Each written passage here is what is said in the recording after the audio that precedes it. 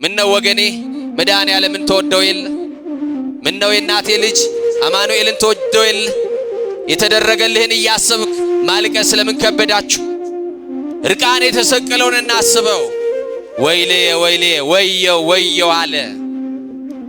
የኔን ርቃን ሊሸፍን እሱ ርቃኑን ተሰቀለልኝ አለ።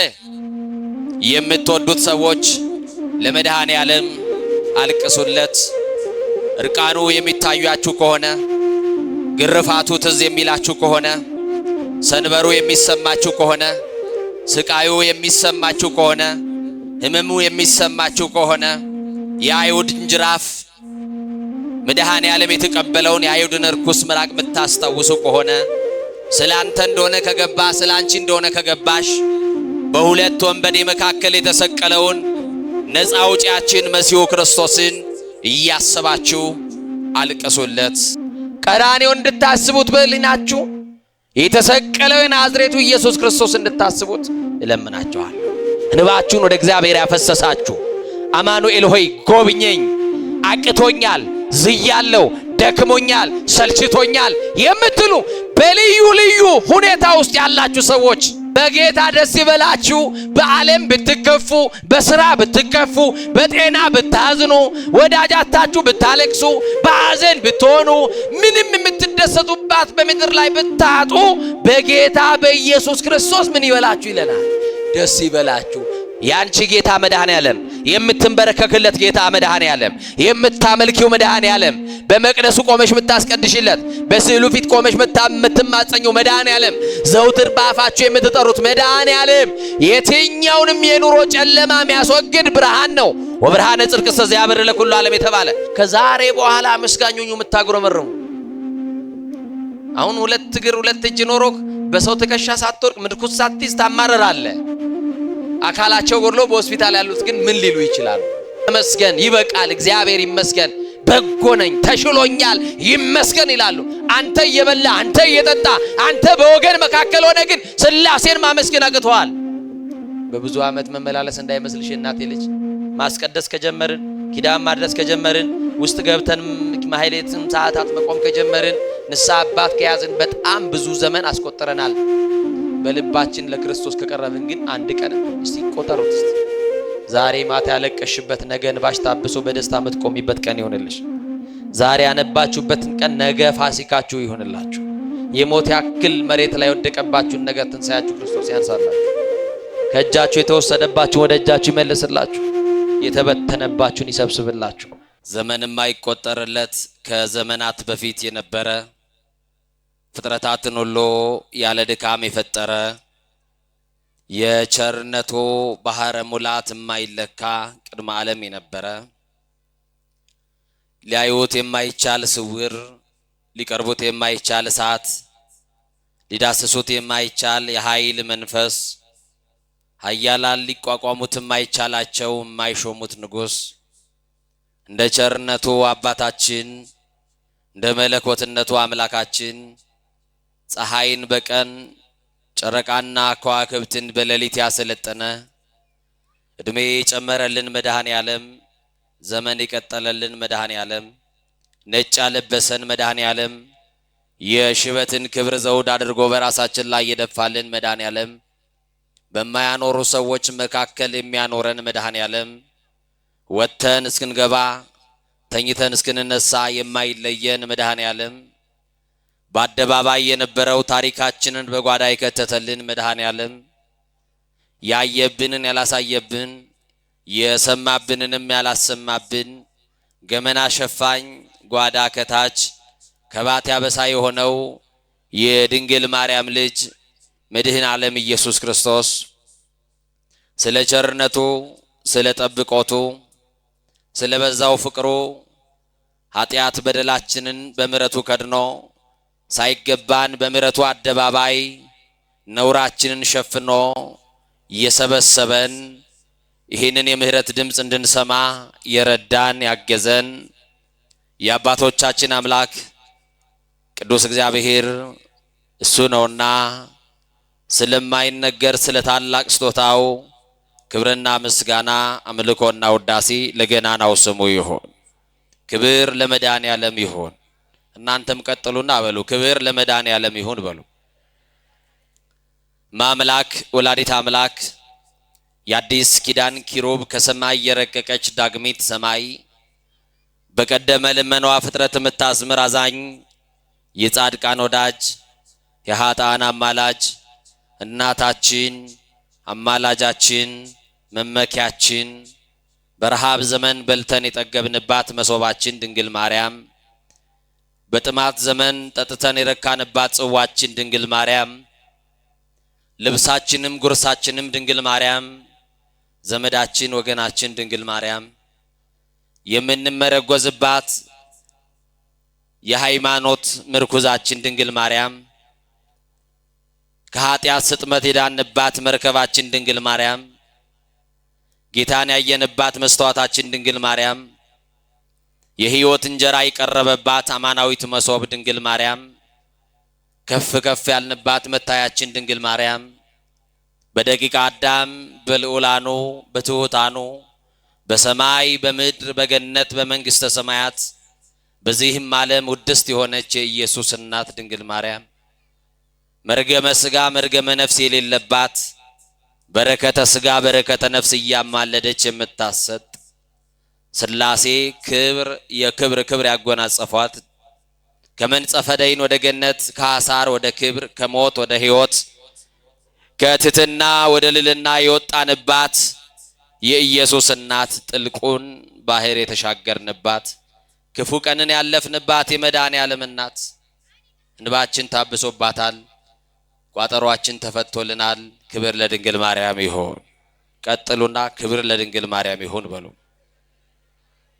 ጌታን በመውደዱ አብዝቶ የተሸለመ የክብር ባለቤት መድኃኔዓለም አብዝቶ የወደደው የታላቁ ጻድቅ የጻድቁ የአቡነ መባጽዮን በረከትና ጸሎት ሁላችንንም ያግዘን።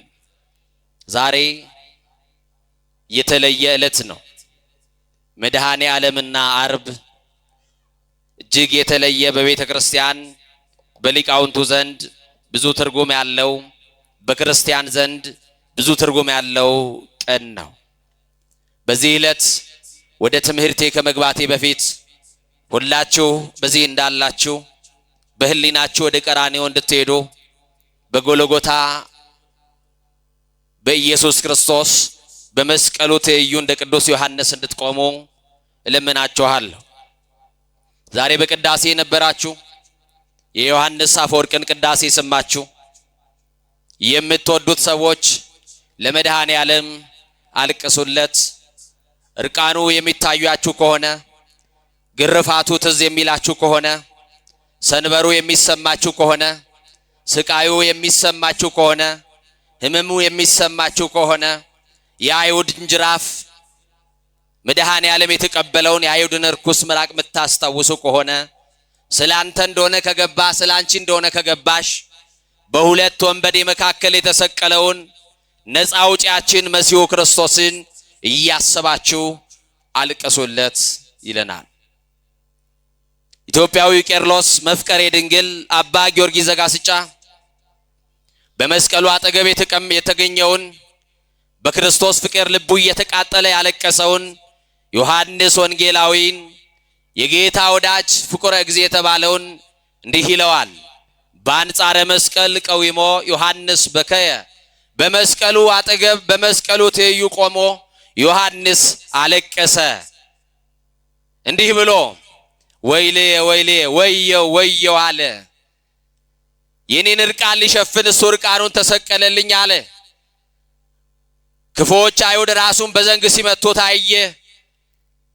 ይሄ ሁሉ ስለ ሰው ልጆች የተከፈለ ዋጋ ነው እያለ ገዳዮቹን መግደል ሲችል አጥፊዎችን ማጥፋት ሲችል ለሰው ልጆች ያደረገውን ቸርነት እያሰበ ዮሐንስ አለቀሰ።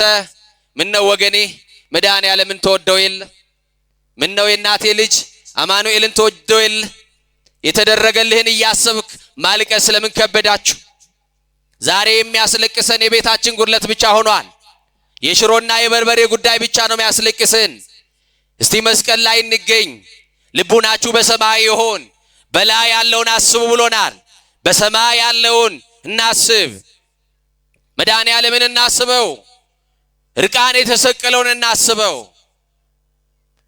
ሕሊናችን በሰማይ ይሁን፣ በላይ ያለውን እናስብ። እንደ እግዚአብሔር በጎ ፈቃድ መድኃኔ ዓለምን እያሰባችሁ ቀራንዮን እያሰባችሁ ለዛሬ የሚበጀንን ጥቂት ቃል እንካፈላለን። ዝናቡ እስካስኬደን ድረስ አብረን እንቆያለን። ጌታ መንፈስ ቅዱስ ከሁላችን ጋር ይሁን። ሐዋርያው ቅዱስ ጳውሎስ በኤፌሶን መልእክቱ ምዕራፍ 4 ቁጥር 1 ላይ እንዲህ ይላል፣ እለምናችኋለሁ ይላል። እስቲ ቃሉን ከኔ ጋር በሉ፣ እለምናችኋለሁ በሉ። ምን እላችኋለሁ? ምን እላችኋለሁ? እለምናችኋለሁ። ያቺ የሟርተኝነት መንፈስ የነበረባት ሴት ከነስራቷ እንድትኖር ዓለም ፈርዶባታል። ጳውሎስ ግን እስራቷን ልፈታ ጌታ አዞኛል፣ ስለዚህ ፈታት። ወደ ጨለማ እስር ቤት ውስጥ ከሲላስ ጋር ተጣሉ። ወደ እስር ቤት ውስጥ ገቡ። ወደ እስር ቤት ውስጥ እንደገቡ ጳውሎስ እና ሲላስ ከጨለማው የተነሳ አጠገብ ለአጠገብ ሆነው አይተያዩም ነበረ። ድቅድቅ ጨለማ ውስጥ ታስረዋል። የጳውሎስ ጌታ ግን ብርሃን ነው። ያንቺ ጌታ መድኃኔ ዓለም፣ የምትንበረከክለት ጌታ መድኃኔ ዓለም፣ የምታመልኪው መድኃኔ ዓለም፣ በመቅደሱ ቆመሽ የምታስቀድሽለት፣ በስዕሉ ፊት ቆመሽ የምትማጸኘው መድኃኔ ዓለም፣ ዘውትር በአፋችሁ የምትጠሩት መድኃኔ ዓለም የትኛውንም የኑሮ ጨለማ የሚያስወግድ ብርሃን ነው። ወብርሃነ ጽድቅ ዘያብር ለኩሉ ዓለም የተባለ ለሰው ሁሉ የሚያበራው እውነተኛው ብርሃን ክርስቶስ ነው።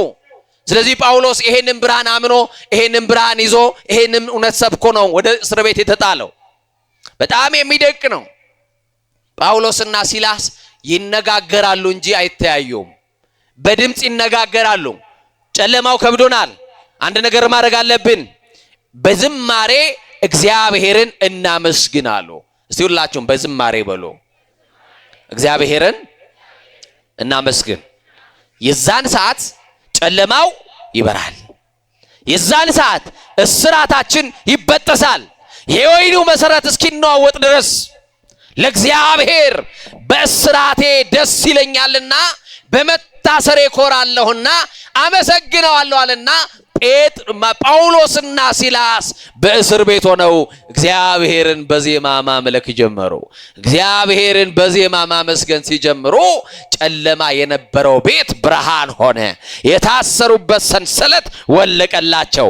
ጨለማ የነበረው ቤት ብርሃን ብቻ አይደለም፣ የወይኒው መሰረት ሁሉ ከዝማሬው ኃይል የተነሳ ተነዋወጠ። እዛ በኋላ በሮች ሁሉ ተከፍተዋል። አሁን የተዘጋ ነገር የለም። የጳውሎስ አምላክ የተዘጋን ይከፍታል። ላንቺም የተዘጋብሽን ይክፈትልሽ። ጳውሎስን በደማስቆ ብርሃን የጠራው ኢየሱስ ክርስቶስ የተዘጋብህን የኑሮ ደጃፍ ይክፈትልህ። የትዳሩን ደጃፍ ይክፈትላችሁ። የልጅ በር የተዘጋባችሁ፣ የትዳር በር የተዘጋባችሁ አማኑኤል ይክፈትላችሁ እና በሩ ተከፍቷል። ጳውሎስ እንዲህ አለ፣ መውጣት እንችላለን፣ ጌታ አስመልጦናል፣ ስናመሰግነው ሰንሰለቱ ተፈቷል አለ። ሰንሰለት እንዲፈታላችሁ ከነጉርለታችሁ አመስግኑታ። አይኩቱ ወበንተ ኩሉ፣ በሁሉ አመስግኑት፣ ሳታቋርጡ ጸልዩ። ወጸልዩ ወትረ፣ በሁሉ አመስግኑ፣ ሳታቋርጡ ጸልዩ። ማን ነው ሲጎርልበት የሚያመሰግን?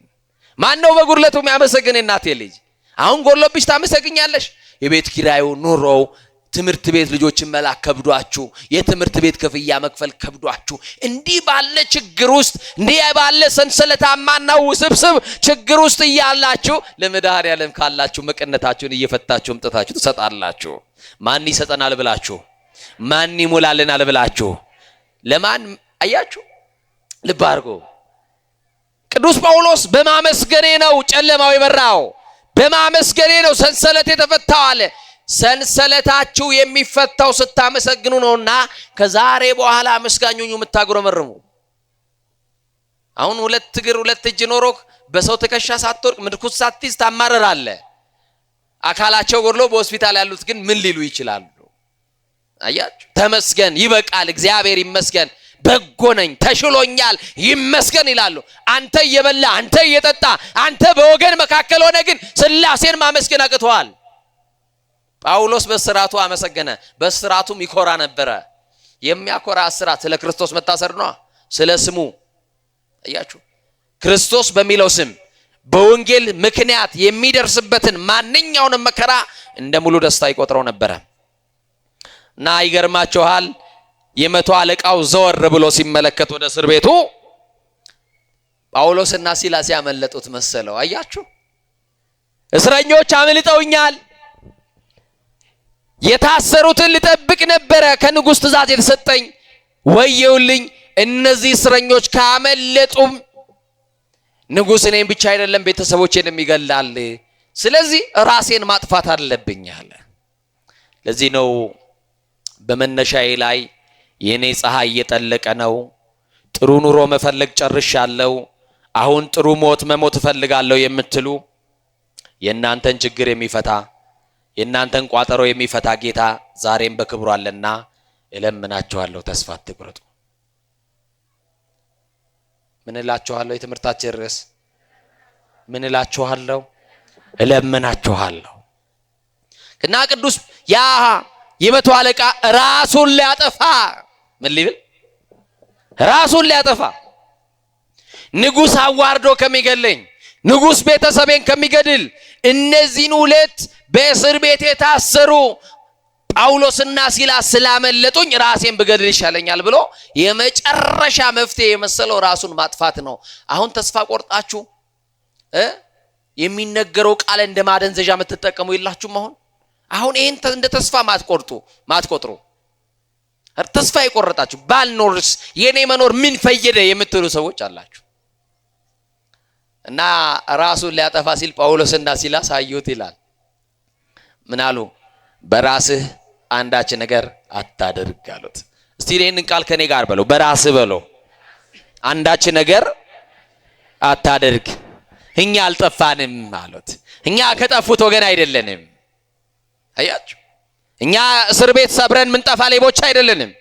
እኛ ወንበዴዎች አይደለንም። ቢከፈትልንም አልወጣንም። የናዝሬቱ ተስፋ የማርያም ልጅ መድኃኔ ዓለም የተዘጋብንን ከፍቶልናል። ዓለም የዘጋችብንን ዓለም የቆለፈችብንን ከፍቶልናል። የተቆለፈብሽ እስኪከፈት ድረስ መድኃኔ ዓለምን ብቻ ደጅ ጥኙ። እዚህም እዛም እንዳትረግጡ አትወላውሉ፣ በእምነት ጽኑ። መቼ እንደሚጎበኛችሁ አታውቁማ። የመቶ አለቃው ቆልፎበትቸዋል፣ ቆልፎ በደጅ ይጠብቃቸዋል። የተቆለፈውን ግን አያችሁ መድኃኔ ዓለም ከፍቶታል።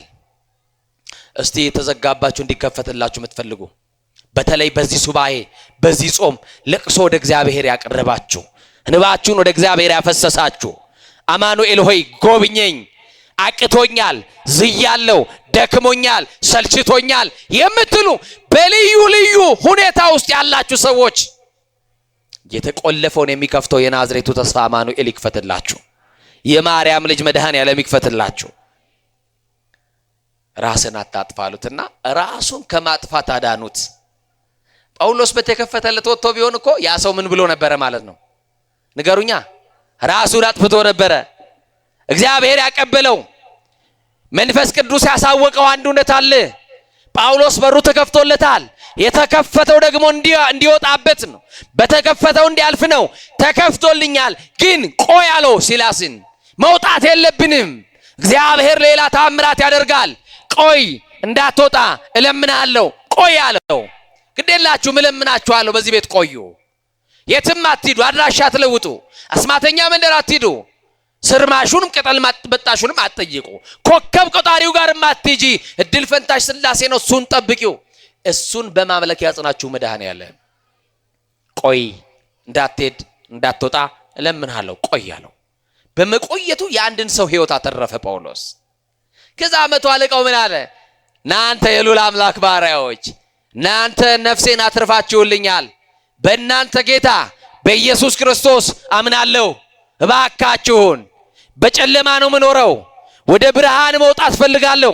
የእናንተን ጌታ ኢየሱስ ክርስቶስን አምላኬ ነው፣ አመልከዋለሁ፣ አዳኜ ነው፣ አምንበታለሁ። እባካችሁ እንዳትተውኝ፣ ወደ ቤት እንሂድና እኔ ያመንኩበትን ጌታ ቤተሰቦቼ እንዲያምኑ እርዱልኝ ብሎ ለመነ።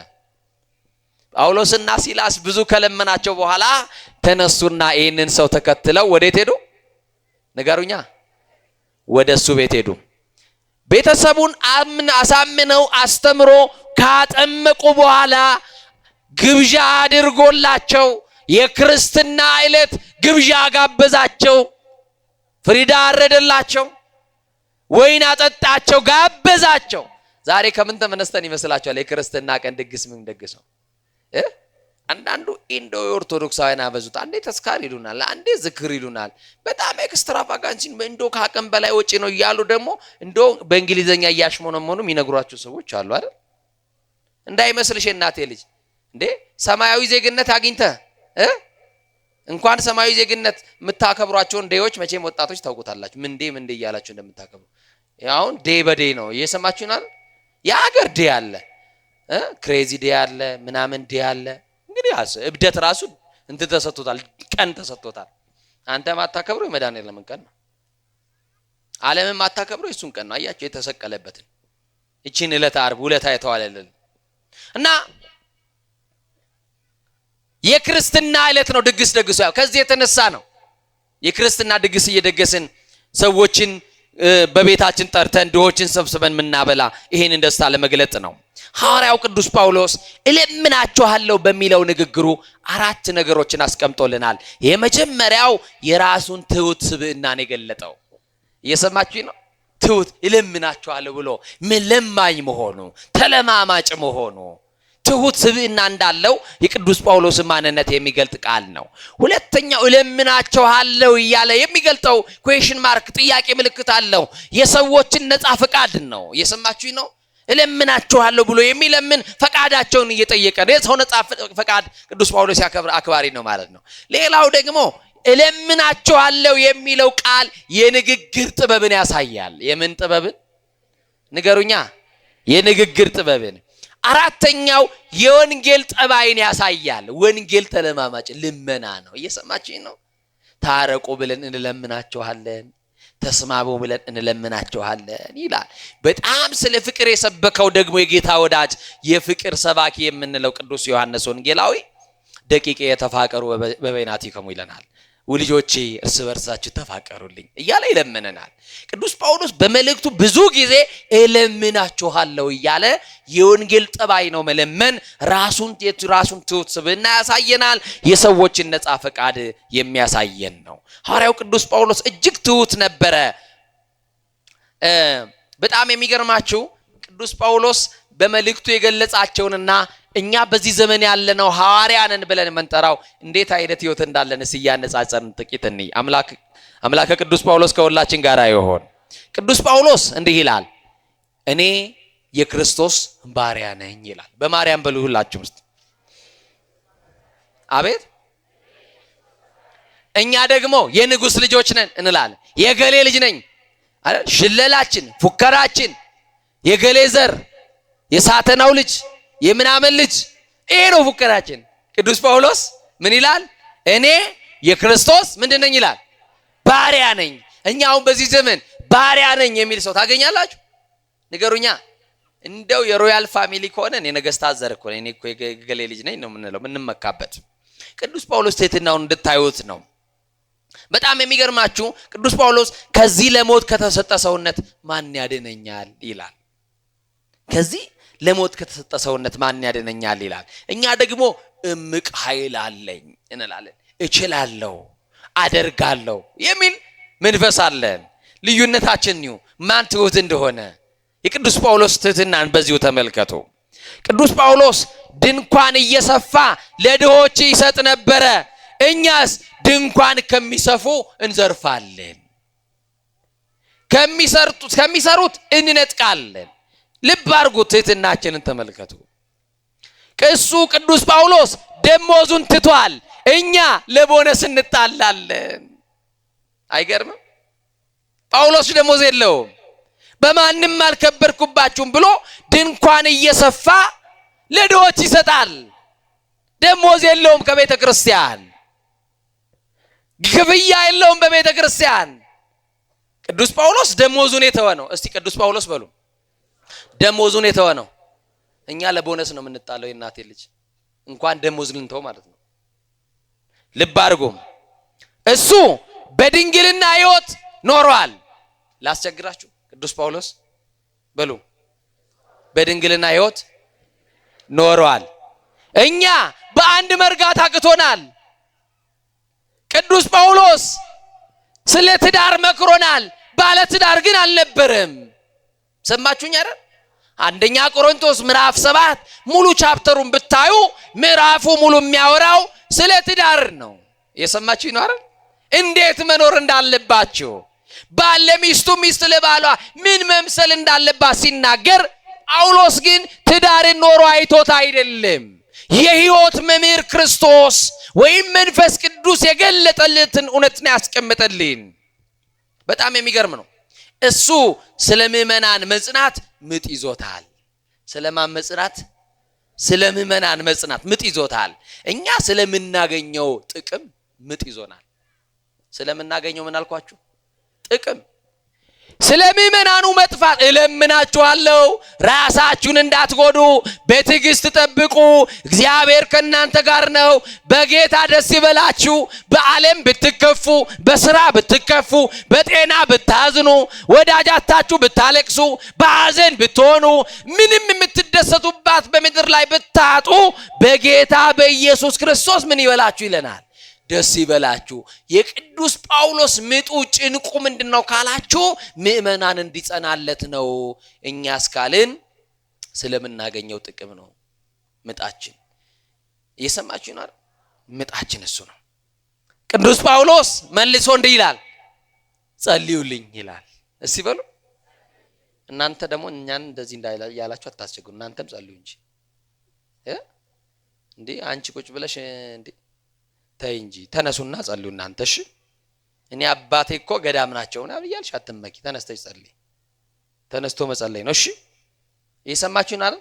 እግዚአብሔር የቆመን ሰው እየሰማችሁኝ አይደል? የተኛን አይደለም የተንበረከከን ሰው ይፈልጋል። ተንበርከኩ፣ ጉልበታችሁ ይንበርከክ። መምሬ ገሌሌ ብቻ ጥለሽ ቁጭ እንዳትይ ሐሳብሽን ትተሽ ተነስቶ መጸለይ ያስፈልጋል። እሱ ጸልዩልኝ ይላል፣ እኛ ሁሉን ጨብጠናል እንላለን። እርሱ በሰንሰለቱ ይኮራል። እስቲ በሉ ጳውሎስ በሉ፣ በሰንሰለቱ በእስራቱ ይኮራል። እኛ በወርቅ በቀለበት እንኮራለን። አናሳዝንም? ቤት ባል ያለው ሰው በቤቱ ይኮራል። ጳውሎስ ግን ቤት አልነበረው። ቅዱስ ጳውሎስ እለምናችኋለሁ ይላል፣ እኛስ እነግርሃለሁ ስማ እንላለን። ልመናችሁን አያችሁ? ትዕቢታችንን እኛን አያችሁ? የጳውሎስን ትሕትና የእኛን ትዕቢት ይሁ። ጳውሎስ ልጆቼ ሆይ እለምናችኋለሁ ይላል፣ እኛስ እነግርሃለሁ ስማ እንላለን። እንደዚህ አይደለም? አንተ ስማ እነግርሃለሁ፣ አንቺ ስሚ እነግርሻለሁ እንላለን። ትሕትና እንኳን በቃላችን እንኳን የለብንም፣ በንግግራችን አይታየብንም። ቅዱስ ጳውሎስ ፍጹም የሆነ ትሁት ነበረ። ጸጋ እንዳለን ምልክቱ፣ ጸጋ ካነሰንም እንዲበዛልን ምልክቱ መስፈርቱ ምንድነው ካላችሁ ትሕትና ነው። እንደ ቅዱስ ጳውሎስ ያለ ትሁት ስብዕና መድኃኔዓለም ያድለን። ለምናችኋለሁ በሉ። ቅዱስ ጳውሎስ እንዲህ ብሎ ለምናችኋለሁ ካለን፣ እኔ ደግሞ ታናሽ የምሆነው ከሁላችሁ የማንስ አንድ መልእክት በዚህ ጉባኤ ለማስተላለፍ ለምናችኋለሁ። ሞተ ወልደ እግዚአብሔርን እንድታስቡ ለምናችኋለሁ። ቀራንዮ እንድታስቡት በሕሊናችሁ የተሰቀለው የናዝሬቱ ኢየሱስ ክርስቶስ እንድታስቡት ለምናችኋለሁ። በአንጻረ መስቀል የተገኘውን የበረታውን የጌታን ወዳጅ ዮሐንስ እንድታስታውሱት፣ ድንግል ማርያምን የኢየሱስ እናት ድንግል ማርያም አዛኝቷ እንድታስቧት እለምናችኋለሁ። ግፋ ሰማዕታትን ታስቡ ዘንድ እለምናችኋለሁ። ተዘክሮ ሞትን፣ ፈሪሃ መለኮትን፣ አክብሮ ሰንበትን በልባችሁ በሕሊናችሁ እንድታስቡ፣ በልባችሁ እንድትጠብቁ፣ በሕሊናችሁ እንድታስቡ እለምናችኋለሁ። ሌላስ ምን ትለምነናላችሁ ካላችሁ፣ ክፋትን እንድታቆሙ ለምናችኋለሁ። ተንኮልን እንድታቆሙ ለምናችኋለሁ። መለያየትን እንድታቆሙ ለምናችኋለሁ። ከክፉ ሐሳብ ትለዩ ዘንድ ለምናችኋለሁ። ከኃጢአት ከተማ ትወጡ ዘንድ ለምናችኋለሁ። ከአድመኝነት፣ ከዘረኝነት፣ ከጎሰኝነት፣ ከጎጠኝነት፣ ከመንደርተኝነት ትለዩ ዘንድ ለምናችኋለሁ። ታረቁ ብዬም ለምናችኋለሁ። ይቅር ተባባሉ ብዬ ለምናችኋለሁ። የበደላችሁን ካሱ ብዬ ለምናችኋለሁ። የቀማችሁትን መልሱ ብዬ ለምናችኋለሁ። የሰራተኛን ደሞዝ የቀማችሁ መልሱ ብዬ ለምናችኋለሁ። በሐቅ ስሩ፣ በሐቅ አገኙ ብዬ ለምናችኋለሁ። የሰው ሐቅ በሕይወታችሁ እንዳያልፍባችሁ ለምናችኋለሁ። የሰው ላብ እንዳይመጣባችሁ፣ ሰው እንዳያለቅስባችሁ እለምናችኋለሁ። ደሃ እንዳያዝንባችሁ እለምናችኋለሁ። የሚሞት ሽማግሌ እንዳይረግማችሁ እለምናችኋለሁ። የሚያድግ ልጅም እንዳታሳዝኑ እለምናችኋለሁ። የእግዚአብሔርን እንዳትሰርቁ እለምናችኋለሁ። በላባችሁ እንድትከብሩ በሰራችሁት አስራት እንድታወጡ እለምናችኋለሁ። ደሃ እንዳትበድሉ እለምናችኋለሁ። የሰው ደም እንዳታፈሱ እለምናችኋለሁ። በሚዛን እንዳትሰርቁ እለምናችኋለሁ። ከእግዚአብሔር ጋር ታረቁ ብዬ እለምናችኋለሁ። ከማጋር ከእግዚአብሔር ጋር።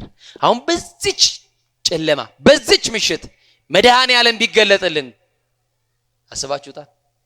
ማን ቢገለጥልን? እስቲ ይገለጥልን የምትሉ አልገለጥ ያለውን የህይወትሽን ጨለማ አማኑኤል ይግለጥልሽ። በኑሮ ያለውን ጨለማ ይግለጥላችሁ። በትዳር ውስጥ ያለውን መጋረጃ ይግለጥላችሁ። የተሸፈነባችሁን ነገር ሁሉ ይግለጥላችሁ። አባ ቢሾይን ታውቋቸዋላችሁ? አባ ቢሾይ የሚያውቃቸው እስቲ በላይ ግብጽ ካሉ ከከበሩ ቅዱሳን አንዱ አባ ቢሾይ መድኃኔዓለምን ዘውትር እንደተሰቀለ ሆኖ ያየዋል። የሰማችሁኝ ነው?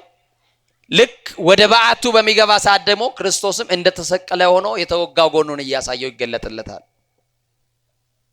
ለአባ ቢሾይ ብቻ ከሺህ መነኮሳት መካከል በዛ ገዳም ለሚኖር ለአንዱ ብቻ መድኃኔዓለም ይገለጣል። ይሄን ነገር ለብዙ ዓመት እንደሚገለጥለት አባ ቢሾይ መድኃኔዓለም ይገለጥልኛል ብሎ ለሰው አላወራም፣ ለማንም ደብቋል።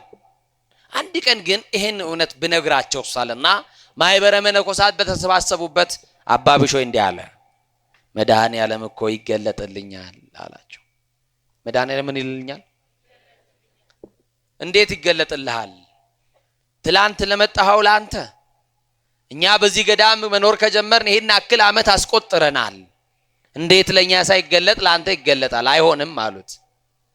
በብዙ ዓመት መመላለስ እንዳይመስልሽ እናቴ ልጅ፣ በእግራችንማ ስንት ዓመት መጣን። ይኸው ብንቆጥረውማ ጉድ ራሳችን ትታዘቡታላችሁ። ማስቀደስ ከጀመርን፣ ኪዳን ማድረስ ከጀመርን፣ ውስጥ ገብተን ማህሌትም ሰዓታት መቆም ከጀመርን፣ ንስሐ አባት ከያዝን በጣም ብዙ ዘመን አስቆጥረናል። በልባችን ለክርስቶስ ከቀረብን ግን አንድ ቀንም እስቲ ቆጠሩት እስቲ። እና ይገርማቸዋል። አባ ቢሾይ እመኑኝ መድኃኔዓለም ደግሞ ሲገለጥልኝ የተወጋው ጎኑን እያሳየኝ ነው የሚገለጥልኝ አላቸው። ምን ያለው ጎኑን? ምን ያለው ጎኑን? የተወጋው ጎኑን። መድኃኔዓለምማ ለአንተ የሚገለጥልህ ከሆነ እኛ እኮ ናፍቆታችን ነው እንዲገለጥልን እንፈልጋለን። እውነት የሚገለጥልህ ከሆነ አባ ቢሾይ በሚገለጥልህ ሰዓት እንዲህ ብለህ ጸልይልኝ አሉት። ምን ብዬ ልጸልይላችሁ? ለወንድሞቼም ተገለጥላቸው በልልኝ አሉት። እዚህ ሁላችሁም በሉ፣ ለወንድሞቼም ተገለጥላቸው።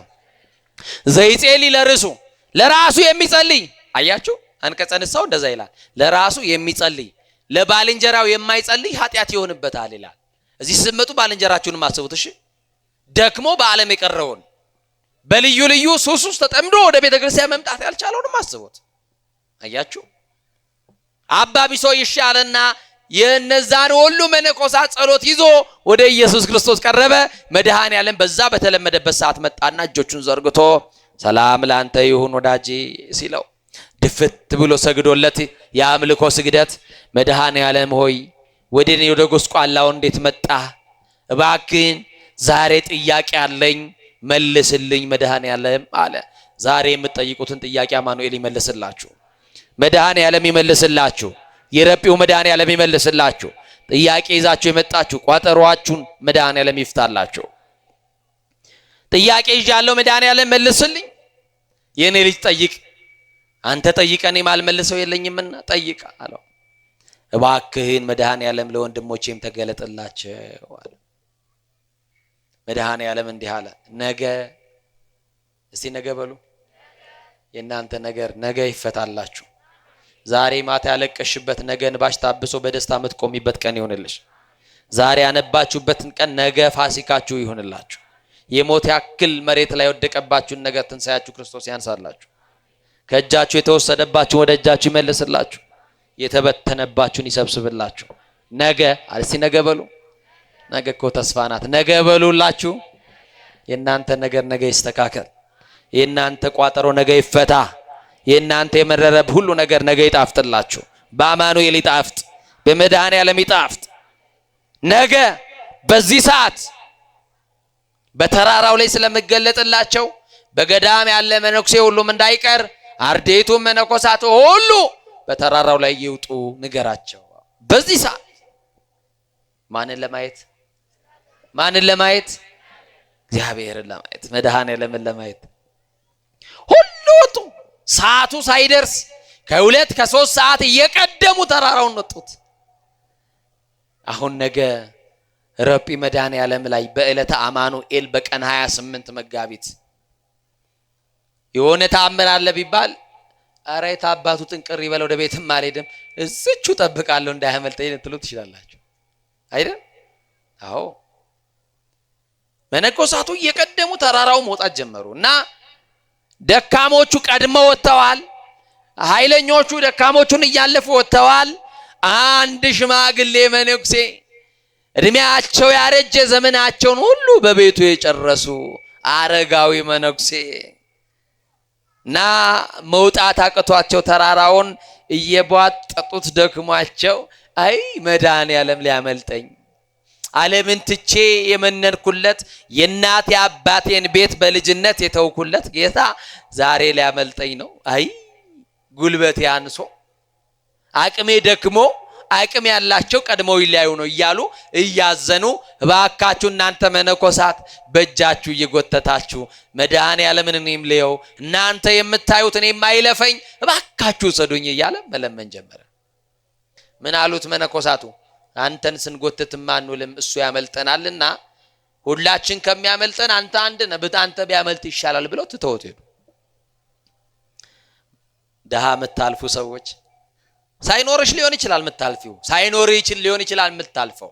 ከነሱ ከድሆቹ የሚወጣው ቃል እኮ የሚያስደነግጥ ነው አይደል? ስለ መድኃኔዓለም ሲሉ ቆማ ደም የከፈለልህ እኮ ነው መድኃኔዓለም፣ እርቃን የተሰቀለልህ እኮ ነው መድኃኔዓለም። አልፋ አትሂድ ቁምና የምትሰጠውን እንኳን ብታጣ መድኃኔዓለም ይስጥልኝ በለው። ይሄ ስጦታ አይደለም?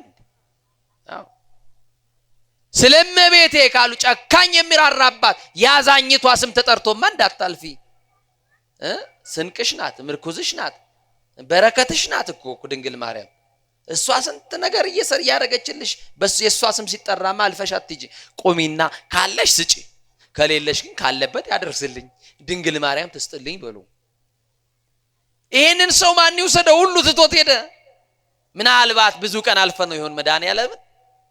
ምናልባት መንገድ ላይ ብጫቂ ልብስ ለብሶ ድሃ መስሎ እጁን ዘርግቶ እኛን ሊያነሳ እሱ እጁን ዘርግቶ ምጽዋት የሚጠይቀን መስሎን ለምንሆን እኛ አልፈነው ሄደን ትተነው ሄደነው ይሆን መድኃኔዓለምን? ተላልፈን ይሆን መንገድ ላይ ጨክነንበት አልፈነው ይሆን? ሳይመጣ ቀርቶ እኮ አይደለም መድኃኔዓለም፣ በር ዘግተንበት እንጂ ሳናገኘው ቀርተን አይደለም አልፈነው ነው እንጂ እሱማ በየቀኑ ያገኘናል። አያችሁ እና መድኃኔዓለም እባካችሁ ስለ መድኃኔዓለም ለየው እያሉ እኛ አባት ይጣራሉ። ሁሉ መነኮሳት ወጡና አባ ብሾይ በመጨረሻ ደረሱ። አባ ምንድነው የሚያለቅሱት? ለምንድነው የሚያዝኑት? ምን ልርዳዎት አላቸው። የሚረዱኝማ መድኃኔዓለምን ለማየት ጓጓውኝ እንዳያልፈኝ ብዬ መድኃኔዓለም የሚያስለቅሰኝ እሱን ላጣው ነው ብዬ ነው ማለቅሰው እና ሁሉም አቅም ያለው ተራራውን ወጥቷል። አቅም የደከመ ማን ይዞኝ ይውጣ? ሁሉም አንተንማ ስንጎትት አንውልም እያሉ ስተውኝ ሄዱ። እባክህን አባት ጨክንብኝ ይዘኝ ውጣ። እንዴት አድርጌ እንን ተራራ ተሸክመኝ እንደ ሕፃን አሉት። እስቲ ተሸክመኝ በሉ። እስቲ መድኃኔዓለም የተሸከማችሁ እሱን የቻለኝ የምትሉ ከናስቸጋሪው ጸባያችን የቻለን እሱ ነው የምትሉ እንደ ልጅ ሽሩሩ ብሎ ጸባያችንን አስታሞ የቻለ እናት ያልቻለችውን አባት ያልቻለውን የቻለው ማን ነው? የቻለን ማን ነው? ክብር ለቻለን ለመድኃኔዓለም ይሁን። እሱ ነው የቻለ እና በሉ እንግዲህ አባ ከቻልኩኝ እሸከማለሁ ብሎ ፎጣቸውን ዘርግተው በጀርባ አዝለውት ተራራውን መውጣት እንደጀመሩ ከጀርባቸው ላይ ያለው ቤት እንደወረደ ሳያዩ ቅልል ሲላቸው አባ ብሾይ የተሸከምኩት የት ገባ ብለው ዘወር ሲሉ የተወጋው ጎኑን አሳየና ወዳጄ ቢሾይ እኔ መድኃኔዓለም ነኝ አላቸው። እኔ ነኝ ይበላችሁ ዛሬ አለው ይበላችሁ መድኃኔዓለም ዛሬ እኔ ነኝ ወዳጄ። ይሄ ሁሉ መነኮሳት ተገለጥልን ብለው ጠይቀውኝ ነበረ። እኔም ተገለጥኩላቸው። በሽማግሌ ተመስዬ አቅመ ደካማ መስዬ እርዳታ መጠይቅ መስዬ ብለምናቸው እርዱኝ ብላቸው ሁሉ ትተውኝ ሄዱ። ትተኸኝ ያልሄድከው አንተ ብቻ ነህ አሉ። ወዴት እንሂድ ብንል ከዚህ ቤት የተሻለ ስሜጃ አለ? ንገሩኝ በማርያም አለ ወይ? ከመድኃኔዓለም ቤት የሚሻል ቤት አለ ወይ? ከዚህ ቤት የተሻለ እቅፍ አለ ወይ? ከዚህ ቤት የተሻለ ሰላም ሌላ ቦታ አለ ወይ? አለ? የለም። እና ለወንድሞችህ ተገለጥላቸው ብለህ ለምነኛል። እኔ ተገለጥቻለሁ። ተራራው ላይ የወጡትን ሂድና እንዲበላቸው እኔ ተገልጬላችሁ ነበረ፣ እናንተ በንቀታችሁ አለፋችሁኝ ይበላችኋል። በምናችሁ አለፋችሁኝ? በምናችሁ? በንቀታችሁ። ዳን አትናቁ። እኔ ገርማችኋል። እዚህ ደብረ ሊባኖስ የሰማችሁኝ ነው አይደል? እንደ ወር በገባ በተክለ ሃይማኖት ቀን ትዝ አለኝና ከቤቴ እንደው ጻድቁን ተሳለሜ ለምን አልመጣም ብዬ አውቶቡስ ተራ ሄድኩኝ። የሰማችሁኝ ነው። እና በጣም ወደ ደብረ ሊባኖስ የሚሄደው ሰው ሞልቶ እና ሁሉ ያው መቼም ታውቃላችሁ ዛሬ እየተጋፋ የሚገባው ነው በጣም ብዙ ሰው አይደል? እንደው እንደ አባሉ ምለው እኮ እንደው የሚያስቀድም ሰው ጥቂት ሰው ነው ያለው። ገፍትሮ እናቱን ገፍትሮ የሚገባ አባቱን ገፍትሮ አቅመ ደካማውን ገፍትሮ የሚገባ ሰው ነው ያለው። እና ለካ በዛ በግፊያ መካከል መሃል እንደ ሳንዱች አስገብተው ሌቦች እቺ ቀሚሴን ቆርጠዋታል። ለካ ይሄ ሁሉ ሰርጀሪ ሲሰራ አላቅም እኔ ምን አይነት ማደንዘዣ እንደወጉኝ አማኑኤል ይወቀው። ቀሚሴ ተቆርጧል። ያስኳት ሳንቲም ተወስዳለች። የሰማችሁኝ ነው። እና አጋጣሚ መስቀልና ስልክ ያለው የድረት ኪሴ ውስጥ ነው ያለው። እና እንደምንም ረዳቷ የሚያውቀኛልና አባ ይግባዋልና አስገባኝ። ደብረ ሊባኖስ ስለሚያውቀኝ ገባውኝ። ስገባ አባ ምን ሆኖ ነው ልብሶት የተቀደደው አለችኝ አንድ ልጅ።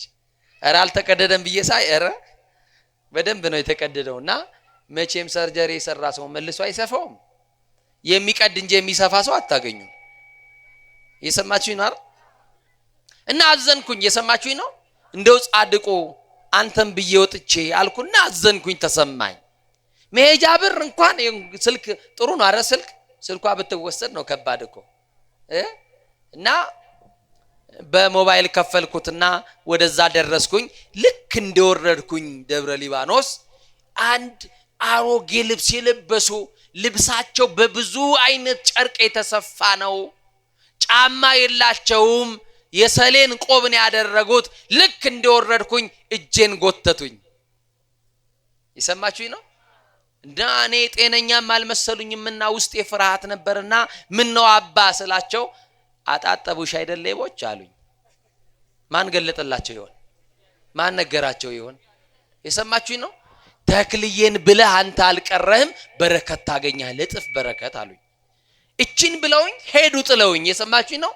በከተላቸው እንኳን አልደረስኩባቸው። መድኃኔዓለም በሚያውቀው እንዲህ አይነቶቹን እኛ ዋሻውን እንዞራለን። አስፋልቱ ላይ እዚች ቤተክርስቲያን ደጅ ላይ ጎንበስ ብሎ የሚለምነው ማን እንደሆነ መች ታውቁና፣ የበቁት የቱ ጋር እንዳሉ የታውቁና፣ ማን እንደሆነ ምን ታውቃላችሁ? ምንም አናውቅም።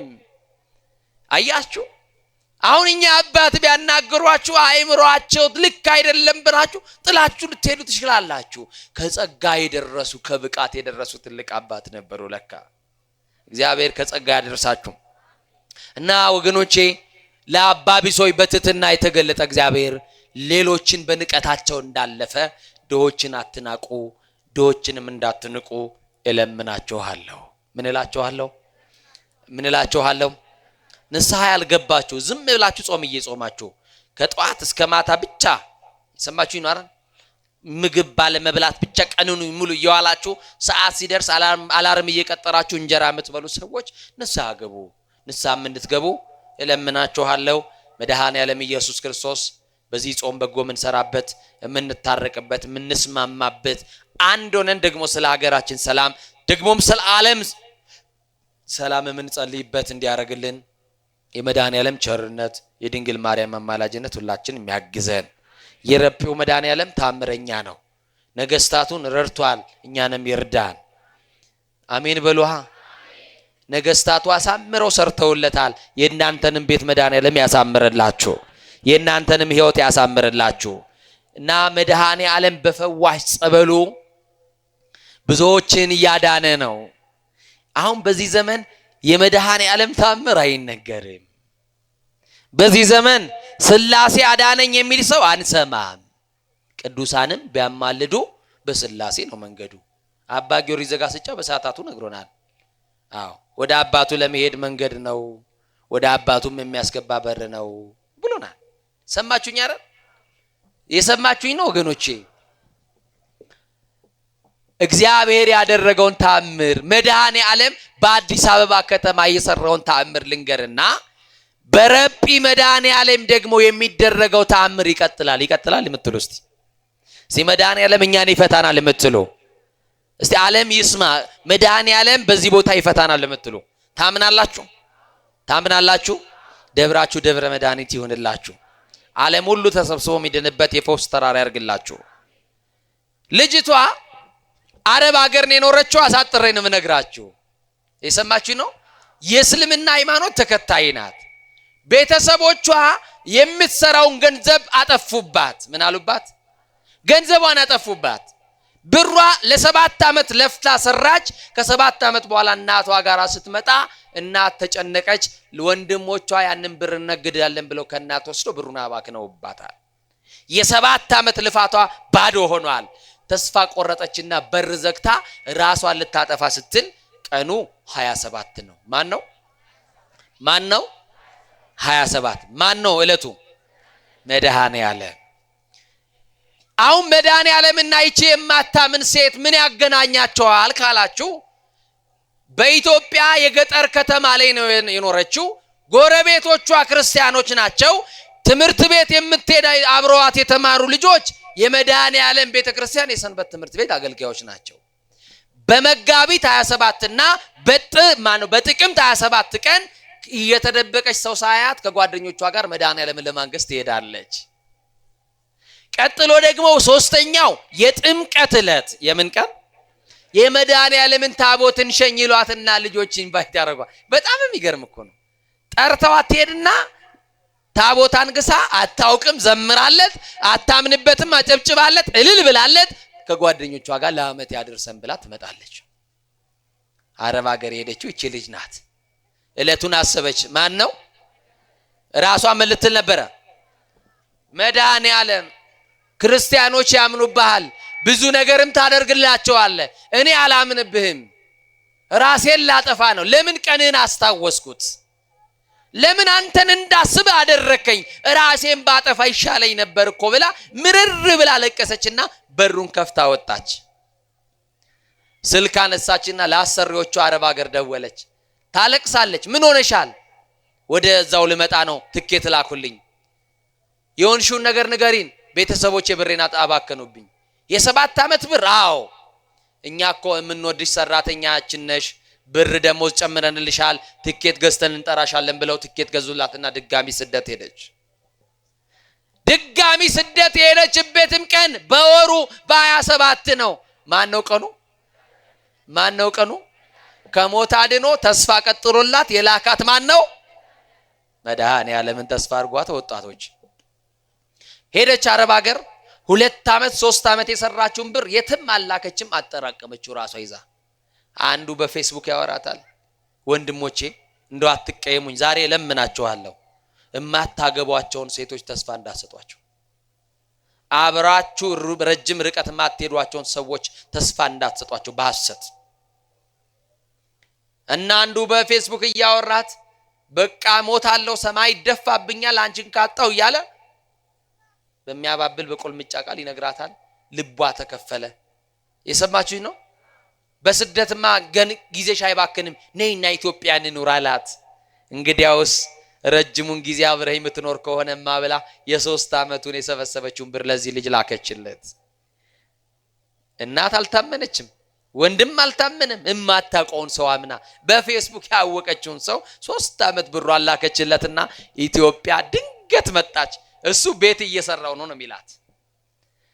ልክ ቦሌ ዓለም አቀፍ ኤርፖርት ላይ እንደደረሰች ባል ተባለው ሰውዬ ስልክ አነሳችና ስደውል መጥቻለሁ አለችው።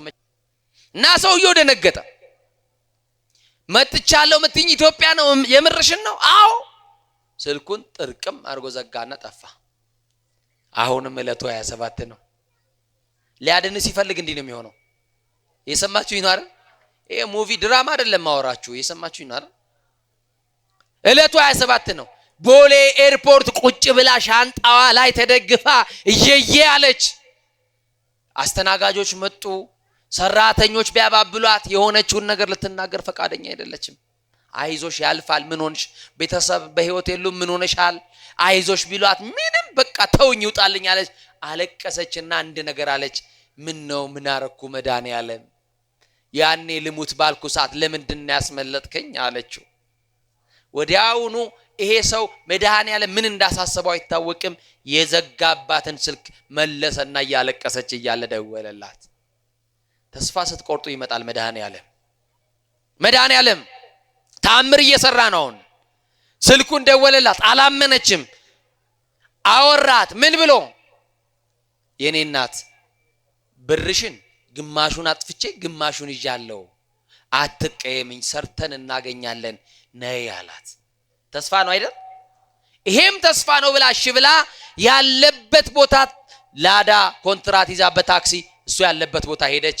ወደ ቡራዩ አካባቢ ቤት ተከራይተው መኖር ጀመሩ። አብረው እየኖሩ ቤተሰቦቿ ኢትዮጵያ እንደመጣች አያውቁም። አድራሻ አጥፍታለች። ጸንሳ ኖሮ አለካና ልጅ ወለደች። ሰማችሁኝ?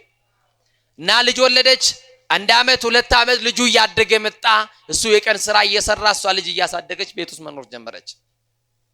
እናንተ የወለዳችሁ እስቲ ንገሩኝ፣ ልጆቻችሁ 2 ዓመት ወይ የሆነ ዓመት ላይ ሲደርስ ምን እንዲሆኑላችሁ የምትፈልጉት? በእግራቸው እንዲቆሙ፣ በአፋቸው እማዬ አባዬ ብለው እንዲናገሩ አይደል የምትፈልጉት? እውነት ሐሰት? ዋሸው እንዴ? እውነት ነው። ይሄ ልጅ 2 ዓመት 3 ዓመት 4 ዓመት ቢጠብቁት በእግሩ መቆም አይችልም። ሲያቆሙት እግሩ ጥፍ ይላል። እማዬ አባዬ ብሎ አፉን አልፈታም። መናገር ለካስ አይችልም። ከዛውንም ጊዜው እየጨመረ መጣ። ከሱ ጋር የተወለዱ እኩዮቹ ትምህርት ቤት ገቡ። እሱ ግን በእግሩ መቆም አይችልም፣ በአፉ መናገር አይችልምና ከእናቱ ጋር ቤት ውስጥ ቀረ። አንድ ነገር አሰበች። መድኃኒዓለም ልጆኜ ዘምሬልህ ሄድ፣ ታቦትን ሸኝቼልህ በንግስ ቀን ተደብቄ ከጓደኞቼ ጋር መጥቼ በእጄ አጨብጭቤ በአፌ ልልብዬ አመስግኜ ሄድ ልጄንማ ትፈታልኛለህ ብላ ክርስቲያን ጓደኛዋ ጋር ስልክ ደወለች። ምንድነው እህቴ ምን ላግዝሽ? ነጠላ ይዘሽልኝ ቤቴ ነይ አለቻት። ምን ይዘሽልኝ? አላመነችም ጓደኛዋ። አንቺ ነሽ እንደዚህ የምትይኝ? አዎ። ነጠላ ላምጣልሽ? አዎ። የት ልትሄጂ? መድኃኒዓለም ጋር። መፍትሄ ያለው ማጋር ነው። ህይወት ያለው ማጋር ነው። ሰላም ያለው ማጋር ነው። መድኃኒዓለም ጋር። መድኃኒዓለም ሊሄድ ነው ስትል ይበልጥ ደንግጣ ነጠላውን ይዛ ሩጫዋን ይሄው ነጠላው የራሷን ልብስ አወለቀችና ነጠላውን ክርስቲያኖች እንደሚለብሱት ለብሳ ከታ መድኃኒዓለም ይባላል አስኮ አካባቢ ዛ መድኃኒዓለም መጣችና ሰው ሳያት ቤተ መቅደሱ በር ላይ ተንከባለለች። ደው ሲከብዳችሁ ነውና አልቅሱበት መድኃኒዓለም ላይ ምን ያቀተዋል? ሁሉ ባለቤት እየያለች መድኃኒዓለም ከሞት አተረፍከኝ፣ ደግሞ ልጅ ሰጠኝ መጽናኛ ብዬ አልኩኝ። በእግሩ አይቆምም ልጄ፣ በአፉም አይናገርም። ልጄ እማዬ ብሎ እንዲጠራኝ ፈልጋለሁ። በእግሩ እንዲቆምልኝ ከልጆች ከጓደኞቹ ጋር ትምህርት ቤት እንዲገባ ፈልጋለሁ እባክህን አለችና ለመነችው። የፈወስክልኝ እንደሆነ እግሩንም ፈተ አፉንም ከፍተ ይሄንን ተአምር ካሳየኸኝ እኔም ልጄም ባሌም ክርስቲያኑን እንጠመቃለን አሉ። ሰማችሁ አይደል? ክርስቲያን ጓደኛዋ በርቀት ሆና ትጠብቃታለች።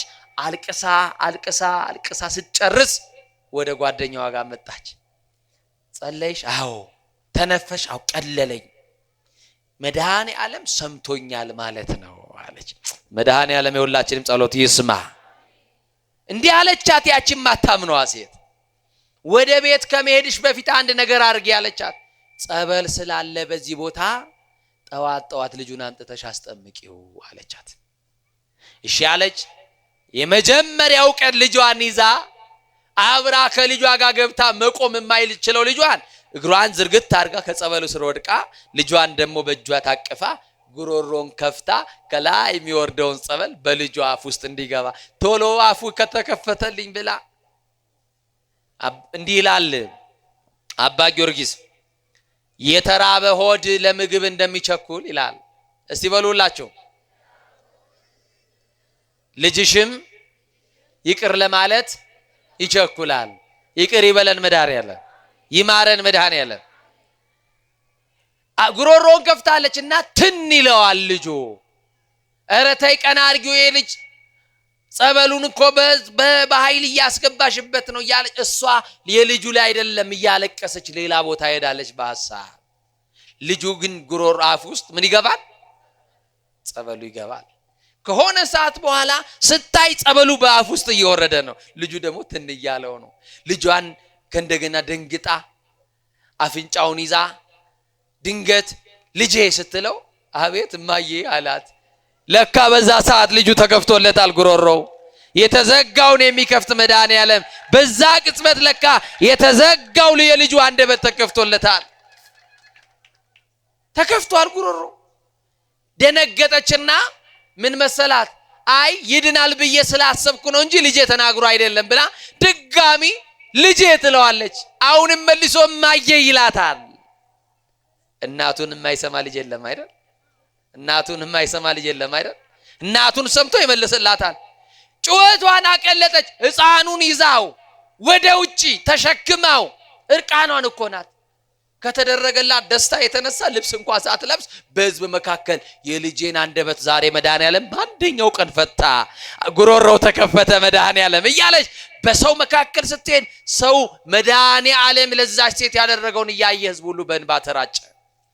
እንዲህ አለቻ ተንበርክካ፣ መድኃኔዓለም አንድ ብለህ የልጄን ጉሮሮ ከፍተሃል፣ የሚቀርክ እግሩ ነው። እግሩን የፈታህ ቀን እጠመቅና ክርስቲያን ሆናለሁ አደራህ ብላው ሄደች። እዛ 2 ቀን 3 ቀን እያለች አላቋረጠችም። ማስጠመቅ ጀመረች። 26 ቀን ሆነ።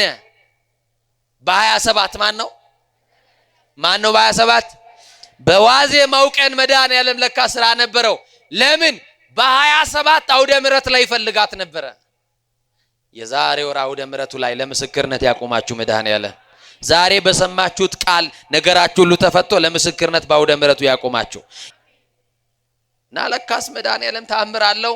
ልክ በ26 የአቡነ ሀብተ ማርያም የጻድቁ ቀን ልጁን ይዘው ሲገባ ፍንጣሪው ቢነካው ልምሾ የነበረ እግሩ ተዘርግቶ ቆመዋል። ልጁ አረ ልጄ ቆመዋል አለች።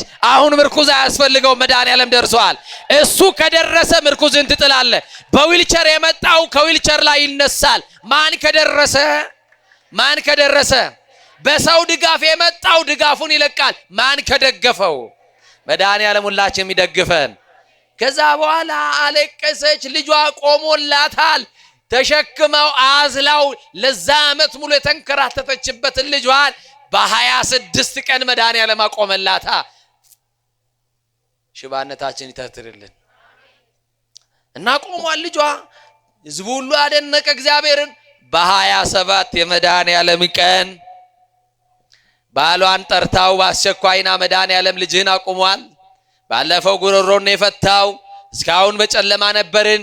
ከእናትና ከአባቴ ቤት አሽሾ አስመልጦ ከጨለማ ወደ ብርሃን ያመጣኝ መድኃኔዓለም በልጅነቴ ያገለገልኩትን ቆጥሮልኝ ነው። መድኃኔዓለም የዘመርኩለትን ምስጋና ያቀረብኩለትን አስቧል፣ አረሳም። መድኃኔዓለም ስራ ሰርቷል።